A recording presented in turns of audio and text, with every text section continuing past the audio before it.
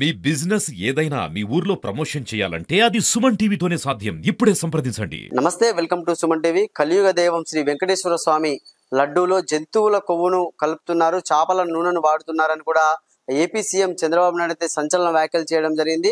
అంటే దేశవ్యాప్తంగా కూడా ప్రపంచ వ్యాప్తంగా కూడా తిరుపతి లడ్డూకి అయితే ఒక ప్రాముఖ్యత ఉంది. ఆ ప్రాముఖ్యత అయితే భక్తులకు ఎంతో ప్రీతిపాత్రంగా కూడా లడ్డును భావిస్తూ ఉంటాం. అంటే మనమైతే ఇప్పుడు ఇక్కడ సిద్దిపేటలో ఉన్నాము. సిద్దిపేట వాసుల అభిప్రాయం కూడా అయితే మనం తెలుసుకునే ప్రయత్నం అయితే చేద్దాం. స్వామి చెప్పండి, అసలు తిరుపతి లడ్డూలో కూడా చేప నూనె మరియు ఎనిమల్ ఫ్యాట్ కలిసిందని కూడా అంటున్నారు కదా, దీనిపై మీరు ఏం చెప్తారు? వెంకటాద్రి సమం స్థానం బ్రహ్మాండే నాస్తి కించన వెంకటేశ సమోదేవో న భూతో న భవిష్యతి అనేటువంటిది మనకు వెంకటేశ్వర స్వామి వారి యొక్క మహాత్మ్యంలో చెప్పబడింది. వెంకటేశ్వర స్వామి వారి వంటి ఆ తిరుమల కొండ ఇంతకు ముందు కానీ తర్వాత కానీ భవిష్యత్తులో కానీ ఎప్పుడు కూడా అలాంటి వెంకటేశ్వర స్వామికి సమానమైనటువంటి దేవుడు లేడు అనేటువంటిది ఒక శాస్త్రం చెబుతుంది. కలౌ వెంకట నాయక, కలియుగంలో వెంకటేశ్వర స్వామి వారే నాయకుడు, అఖిలాండ కోటి బ్రహ్మాండ నాయకుడైనటువంటి ఆ వెంకటేశ్వర స్వామిని చూచిన వెంటనే ఆ తిరుమల కొండపై మనం వెళ్ళామనుకోండి, మనకి ఎక్కడి లేని ఆనందం కలుగుతూ ఉంటుంది. ఆ ఆనంద నిలయంలో ఉన్నటువంటి స్వామిని దూరం నుండి చూసినా, గోపురాన్ని చూసినా, ధ్వజస్తంభాన్ని చూసినా, తోటి భక్తుడిని చూసినా, ఎక్కడ చూసినా కూడా మనకెంతో ఆనందం కలుగుతూ ఉంటున్నటువంటిది అలాంటి క్షేత్రం. ఆ క్షేత్రం ఎంతో మహిమాన్వితమైనటువంటిది. కలియుగానికి వెంకటేశ్వర స్వామే నాయకుడు. అలాంటి వెంకటేశ్వర స్వామి వారి యొక్క సన్నిధిలో భక్తులందరూ కూడా ఎంతో ఆనందంగా, తిరుపతికి వెళ్ళిన ప్రతి ఒక్కరు కూడా స్వామిని ఎలా దర్శించుకుంటారో అదే విధంగా లడ్డూ కౌంటర్ దగ్గర కూడా అంతే లైన్ ఉంటుంది. అంటే ఆ ప్రసాదం అంటే అందరికీ అంత సాక్షాత్తు ఆ వెంకటేశ్వర స్వామి తీసుకొచ్చి మాకు ఇచ్చాడా అనేటువంటిది. మన ఇంటికి వచ్చిన తర్వాత కూడా లడ్డూలను ఆ పూజా గదిలో పెట్టుకొని పూజ చేసుకొని మన ఇరుగు పొరుగు వారికి, బంధువులకు, మిత్రులకు అందరు కూడా పంచుతూ ఉంటాం ఆ ప్రసాదాన్ని. ఆ తీసుకునేవారు కూడా ఎంతో మహిమాన్వితంగా కళ్ళకద్దుకొని మనకు సాక్షాత్తు ఆ వెంకటేశ్వర స్వామి మా ఇంటికి పంపించాడా ప్రసాదం అన్నట్టుగా అంతటి ఆనందంతో మనం స్వీకరిస్తాం. ఎంతో మానసిక ధైర్యాన్ని తెచ్చుకుంటాం. అలాంటి మానవుల యొక్క మన యొక్క మనస్సు మీద దెబ్బ కొట్టే విధంగా గత ప్రభుత్వం ఈ విధంగా చేసిందేమో, అలా చేయడం కూడా అపచారమే. ఆ ఎంతటి చెప్పినా కూడా, ఇన్ని యజ్ఞ యాగాలు చేసినా కూడా తీరనటువంటి అపచారం గత ప్రభుత్వం చేసిందని మేము అనుకుంటున్నాం. అంటే ఇప్పుడు దాదాపుగా మనం చూసుకుంటే మాత్రం తిరుపతి లడ్డు అంటూనే అందరూ చాలా ఇష్టపడుతూ ఉంటారు. దాంట్లో ఈ ఇంగ్రీడియంట్స్ కానీ ఇప్పుడు ఈ యానిమల్ ఫ్యాట్ కూడా కలిసింది అంటున్నారు, దీని గురించి ఏం చెప్తారు? వెంకటేశ్వర స్వామి వారి యొక్క ప్రసాదాన్ని 1715 సంవత్సరంలో అప్పటి నుంచి కూడా లడ్డూ ప్రసాదాన్ని అందరికి ఇవ్వడం, అదేవిధంగా 1803 సంవత్సరం నుంచి ప్రసాదాన్ని అమ్మకానికి ముందుగా చిన్నగా బూందీ మాదిరిగా, లడ్డూ బూందీ మాదిరిగా అందరి ప్రసాదాన్ని అమ్మగా ఉంచడం జరిగింది. మొన్ననే ఆగస్టు 3వ తారీఖు నుండి 309 సంవత్సరాలు దాటి 310వ సంవత్సరంలోకి తిరుపతి లడ్డు యొక్క ప్రాశస్త్యం, మహత్యాన్ని గురించి మనకు తెలియజేయడం జరిగింది. అంటే అన్ని వందల సంవత్సరాల నుంచి ఆ లడ్డును అక్కడ మనము ప్రసాదంగా భావిస్తూ స్వీకరిస్తున్నాం. అంటే నిత్యము కూడా ఆ స్వామివారి యొక్క సన్నిధిలో ఎన్నో రకాల ఆ నైవేద్యాలతో పాటుగా లడ్డు ఒక నైవేద్యము, ఆ తర్వాత వడలు కానీ, చక్కెర పొంగలి, పులిహోర ఇలాంటి అన్ని కూడా ప్రసాదంగా నివేదన చేసినప్పటికీ కానీ అమ్మకంలో మట్టుకు మాత్రం లడ్డు, వడ మాత్రమే ప్రాశస్త్యంగా ఉన్నది. మీరు చెప్పినటువంటి అడిగినటువంటి విధంగా ఇప్పుడు ఆ కొవ్వును కానీ అలాంటి నాసి రకమైనటువంటి వాటిని తెప్పించి వారు ఆ విధంగా తక్కువ ధరకనో లేకపోతే వాళ్ళకి తెలిసినటువంటి కాంట్రాక్టర్లను వాళ్ళకి ఎవరు కమిషన్లు ఇస్తారనో అందులో ఇవన్నీ పోను కానీ అన్యమతస్థుడైనటువంటి వాడిని ఈ విధంగా పైన ఆ స్వామివారి యొక్క సేవలో ఉంచినట్లయితే అసలు మన యొక్క సాంప్రదాయం కానీ, సంస్కృతి కానీ, ఆ ప్రసాదం యొక్క విలువ కానీ ఏమీ కూడా తెలియదు. ఎవరు చెబితే వినే తప్ప ముందు నుంచి జన్మతహా వచ్చినటువంటిది కాదు. అప్పటి మందము నేర్చుకొని అప్పటి మందం చూసిందో చెప్పాలని అనిపిస్తుంది తప్ప తెలిసిన వాడు చెప్పేవాడు కూడా అలాంటి వాడు అయ్యింది అనుకోండి, వినవలసిన పరిస్థితి ఉంటుంది. కనుక అక్కడ నాణ్యమైనటువంటి నెయ్యి కానీ, స్వచ్ఛమైన నెయ్యి కానీ అక్కడ వాడలేదు అనేటువంటిది ఇప్పుడు వారు చెప్తున్నటువంటి విధంగా సుస్పష్టంగా అర్థమవుతుంది. ఒక ఆంధ్రప్రదేశ్ రాష్ట్రానికి సీఎంగా ఉన్నటువంటి అతను ఇలాంటి వ్యాఖ్యలు ఉచితంగా చెయ్యడు కదా.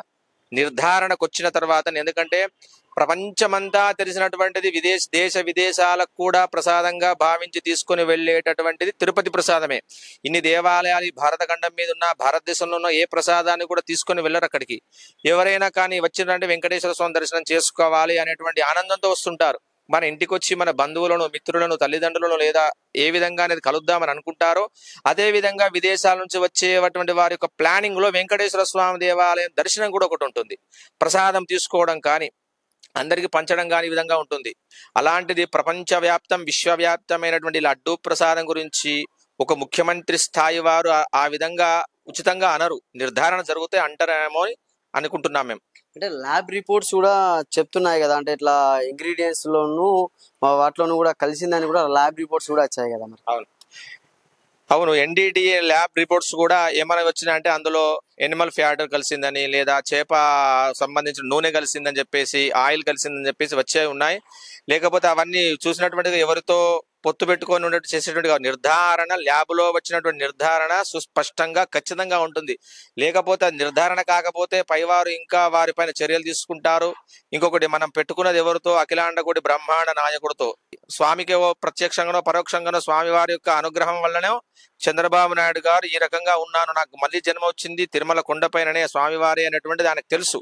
వారు అటువంటి అసత్య ప్రచారం చేయరని మేము అనుకుంటున్నాం. కానీ గత ప్రభుత్వంలో ఉన్నటువంటి వారు ఇటువంటిది, ఆ నెయ్యి ఇటువంటిది నాణ్యమైనటువంటిదా కాదా అని వారు నిర్ధారణ చేసుకోకుండా ఎవరికి పడితే వారి కాంట్రాక్ట్ ఇవ్వడం వల్ల ఈ విధంగా జరిగింది అనేటువంటిది అందరూ కూడా మనోభావాలను దెబ్బతీసే విధంగా ఉన్నది అని చెప్పేసి అందరూ అనుకుంటూ ఉన్నారు. అందరూ కూడా అదే విశ్వసిస్తున్నారు. అంటే గత ప్రభుత్వంలో ఉన్న వాళ్ళు కూడా ఇప్పుడు ఏమంటున్నారంటే, మాజీ ముఖ్యమంత్రి జగన్ గారు కూడా ఇప్పుడు ఇది కావాలనే వీళ్ళు ఆరోపణలు చేస్తున్నారని చెప్పి అంటున్నారు. మరి కావాలని ఆరోపణ చేస్తే రాజకీయంగా చేసుకుంటూ ఉండొచ్చేమో, వారికి ఉన్నటువంటి వారికి తెలియదు. కానీ ఈ దేవుడితో ఎవరు పెట్టుకోరు. ఎందుకోసం అంటే చాలా మందిని చూసాం, 7 కొండలు ఏమిటి అనేటువంటి వారి పరిస్థితి చూసాం.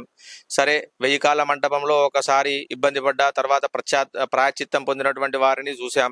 అటువంటిది దేవుడితో ఎవరు కూడా పరిహాసాలు కానీ, హాస్యంగా కానీ ఇలాంటి మాటలు మాట్లాడరని అనుకుంటున్నారు. అంటే ఇప్పుడు ఈ కలియుగ దైవం వెంకటేశ్వర స్వామి ఆలయంలో ఇలా జరిగితే ఎట్లా మరి అసలు?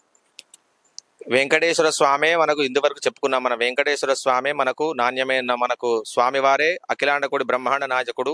ఆ స్వామివారి యొక్క అనుగ్రహం వల్లే ఈ కలియుగానికి అంతా కూడా సుభిక్షంగా ఉంది అని, కొండపైన ఈ విధంగా ఉన్నాయని చెప్పేసి కొండ మీద ఉన్నటువంటి ఆ స్వామి ప్రత్యక్ష దైవంగా మనం భావిస్తూ ఉంటాం.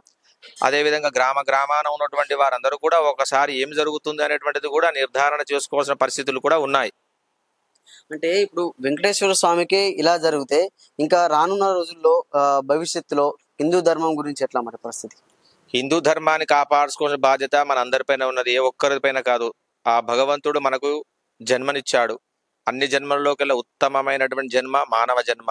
ఈ ప్రపంచంలో అన్నిటికంటే ఉత్తమమైనటువంటి దేశం భారతదేశం. ఈ దేశాన్ని కర్మభూమి అంటారు. అన్నీ కూడా భోగభూమి అయితే మనది కర్మభూమి. ఎక్కడెక్కడెక్కడో దేశ విదేశాల నుంచి వచ్చినటువంటి వారందరూ కూడా నదీ స్నానాలు చేస్తుంటారు. మన దేశానికి వచ్చి దేవాలయాలు దర్శనాలు చేసుకుంటూ ఉంటారు. అంటే మన యొక్క హైందవ సంస్కృతిని, సాంప్రదాయాలను వారు ఎంతో విశ్వసిస్తారు. ప్రతి ఒక్కరు కూడా మన అందరి బాధ్యత. ఏ ఒక్కరు హిందువురో ఏ ఒక్క ఇంట్లోనే వచ్చి ఒకరు ఏదో కాపాడుతారు అన్నటువంటిది కాదు. మనము కూడా మన పిల్లలకు కూడా మన హిందూ ధర్మాన్ని గురించి, మన సాంప్రదాయాల గురించి, మన సంస్కృతి గురించి తెలియాల్సినటువంటి బాధ్యత ప్రతి ఒక్కరిపైన ఉంది. ఏ ఒక్కరో వచ్చి మనకి జన్మనిచ్చినటువంటి భగవంతుడే, మనకిచ్చినటువంటి ఆ స్వామి, మనకి ఈ ధర్మాన్ని కాపాడేటువంటి వాడే ఆ స్వామి వారు కనుక ఆయనను విశ్వసిస్తూ మనం ఉన్నట్లయితే మనంతటా మనం ప్రతి ఒక్కరు కూడా హిందూ ధర్మాన్ని కాపాడుకున్న వాళ్ళం అవుతాం. అందరూ కూడా మానవుల యొక్క మనోభావాల మీద దెబ్బతీసినటువంటి విధంగా ఇప్పుడు ఉన్నది. కానీ ఖచ్చితంగా ఈ విధంగా జరిపించి నాణ్యత లోపమైనటువంటి నెయ్యిని వాడి, ఆ జంతువుల యొక్క కొవ్వును కానీ, చేప యొక్క నూనెను కానీ వాడినటువంటి వారిని కఠినంగా శిక్షించాలి. ఇకపై ఇలాంటిది చెయ్యాలి అనే ఆలోచన వస్తే కూడా భయపడేటువంటి విధంగా వారిపై చర్యలు తీసుకోవాలని చెప్పేసి మేము వేడుకుంటున్నాం. జై శ్రీమన్నారాయణ. ఓం నమో వెంకటేశాయ. తిరుమల తిరుపతి అంటేనే కలియుగ దైవం శ్రీ వెంకటేశ్వర స్వామి. ప్రతి ఒక్కరు కూడా ఆ వెంకటేశ్వర స్వామిని తలుచుకుంటే మన కోరికలన్నీ నెరవేరుతాయని చెప్పి ప్రపంచవ్యాప్తంగా కూడా ఆ యొక్క కలియుగ దైవాన్ని వేడుకుంటారు. అటువంటి ప్రాముఖ్యత కలిగిన ఆ యొక్క దేవాలయంలో గత కొన్ని రోజులుగా వస్తున్న వార్తలు అది ఎంతవరకు నిజం అనేది వాళ్ళు కూడా ప్రశంసిస్తున్నారు.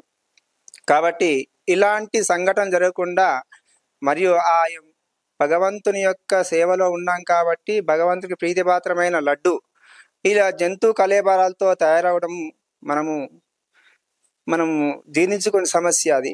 కాబట్టి ఇకనైనా ఆ యొక్క కలియుగ దేవానికి మంచి జరగాలి అంటే ప్రతి ఒక్కరు కూడా మంచిగా ఉండాలి. కాబట్టి కలియుగ దేవం అంటేనే వెంకటేశ్వర స్వామి దేవాలని మనం అందరం ఈ విధంగా మంచిగా ఉంటున్నాం. కాబట్టి ఇలాంటి సంఘటన మరొకసారి జరగకూడదు అని మేము భావిస్తూ, ఈ ప్రభుత్వాలు వచ్చిన కొద్దీ ఏదో చేస్తూ ఉంటారు. ఇవన్నీ ల్యాబ్ ప్రకారం ఏం చేస్తారు, గవర్నమెంట్ చర్య తీసుకుంటుంది. ఆ చర్యలో భాగంగా ఇది వెళ్ళింది అది అంటారు. అప్పుడు నెయ్యి అనేది 300 రూపాయల కిలో దొరుకుతుందా ఈ రోజుల్లో? అందుకే కలిగి రిపోర్ట్స్ మాత్రం వచ్చినాయి కదా సార్, దాని ప్రకారం గవర్నమెంట్ ఏదంటే చర్య తీసుకొని ఎవరైతే దాన్ని మిస్గైడ్ చేసారో వాళ్ళని చర్య తీసుకోవాలని మా యొక్క మన తిరుపతి లడ్డును ఎప్పుడైనా సరే అది భగవంతుని మహాప్రసాదంగా మనం భావిస్తాం. కాబట్టి దాన్ని ఇప్పుడే దాన్ని సైంటిఫిక్ గా అన్ని పరిశోధనలు వచ్చే వరకు దాన్ని వెయిట్ చేయాలి.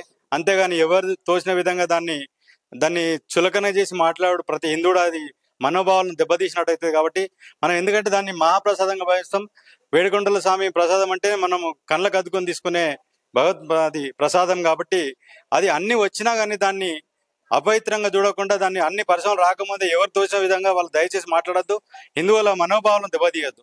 అది ఎందుకంటే అది భగవంతుని ప్రసాదం కాబట్టి అన్ని సైంటిఫిక్ గా వచ్చినట్టయితే ఎవరైతే వారు చేసినో వాళ్ళ మీద ఖచ్చితంగా కఠినమైన చర్యలు తీసుకోవాలి. అంతేగాని ఈ అవాకులు చెవాకులు ఆ ప్రసాదం మీద చేసి ఎవరైనా ప్రసాదం తీసుకోవాలంటేనే వెనక ముందు ఆలోచించే విధంగా దాన్ని చేయొద్దని మేము కోరుచుంటాం సుమన్ టీవీ తరఫున. అంటే చూడొచ్చు, ఏంటంటే తిరుపతి లడ్డు అయితే చాలా పవిత్రమైంది, దానికి అపవిత్రం చేయకూడదు. దాని ద్వారా అవాకులు చెవాకులు పేలి దానిపై దుష్ప్రచారాలు కూడా చేయకూడదు. దానికి ప్రక్షాళన కూడా చేసి దాన్ని లడ్డు తయారీలో అవన్నీ కలిపిన వారిపై కూడా చర్యలు తీసుకోవాలని కూడా ఇక్కడ సిద్దిపేట వాసులు అయితే తెలుపుతున్న పరిస్థితి. కెమెరామెన్ రమేష్ తో సతీష్, సుమన్ టీవీ, సిద్దిపేట.